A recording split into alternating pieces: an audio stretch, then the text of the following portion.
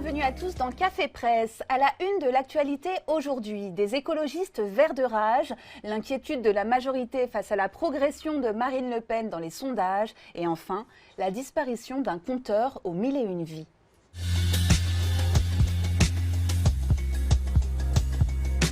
Nous sommes le 11 février, il neige à Paris et cette information est relayée en boucle sur les plateaux télé et à la une de nos journaux. Pourtant, de la neige en hiver finalement, quoi de plus naturel? Enfin même un peu de normalité de la part d'un climat qui ne cesse de se dérégler d'année en année et dont les perspectives d'avenir sont même assez catastrophiques si rien n'était mis en œuvre pour sauver notre planète d'un réchauffement qui pourrait lui être fatal. Présenté en Conseil des ministres hier, le projet de loi Climat et Résilience prétendait reposer sur le fruit du travail de la Convention citoyenne pour le climat, lancée par Emmanuel Macron en octobre 2019. Verte de dépit, titre le journal 20 minutes, qui a recueilli les impressions de Mélanie Cognier, présidente de l'association Les 150. Selon elle, le texte manque d'ambition, il reprend un grand nombre de nos mesures, mais très souvent, il en réduit la portée ou n'en prend qu'une partie. Alors que la Convention citoyenne demandait de rendre obligatoire certaines mesures, ce n'est que le caractère incitatif qui a souvent été retenu par le gouvernement. Une déception également pour l'humanité qui ironise à sa une sur la fonte des ambitions, présentant Emmanuel Macron face au Mont Blanc, encore un peu blanc. Pour Libération, ce projet de loi a largement pâti des pressions des lobbies.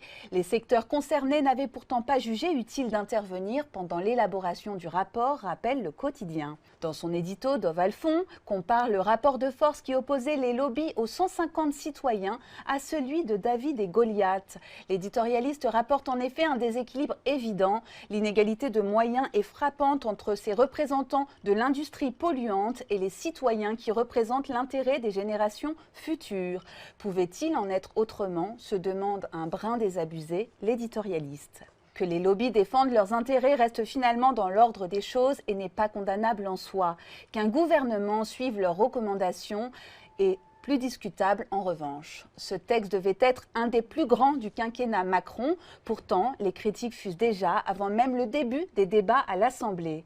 La gauche dira qu'on n'a rien ou pas assez fait et la droite nous accusera de mettre des bâtons dans les roues de certaines filières ou de ne pas tenir compte de la crise économique, anticipe déjà un député La République En Marche pour lequel il est urgent de trouver une voie d'équilibre.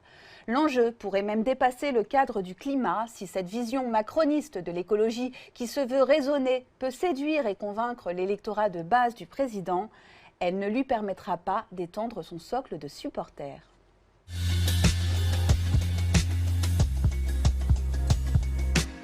Et justement, des électeurs, il va falloir en séduire pour espérer l'emporter en 2022 si toutefois Emmanuel Macron devait affronter au second tour Marine Le Pen.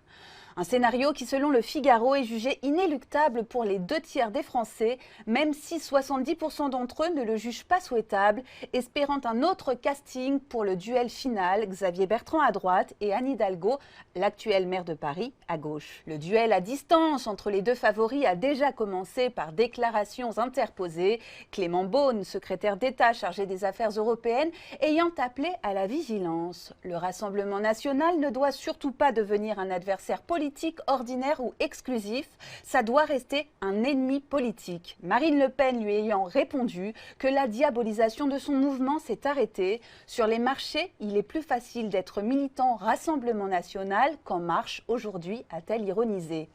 Très attendu, le débat qu'il opposera ce soir à Gérald Darmanin, sorte de match retour du duel raté par la chef du Rassemblement national entre les deux tours de la présidentielle. Le Parisien évoque un face-à-face très politique dont le séparatisme devrait être l'un des points les plus accrochés.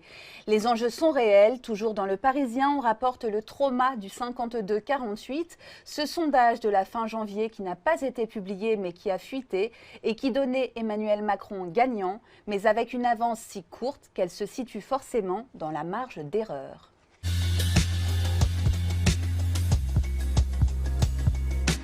Des scénarios, probables ou pas, mais de belles histoires toujours. La presse rend hommage à un conteur de génie, à un conteur de 1001 vies qui s'est éteint lundi à l'âge de 89 ans.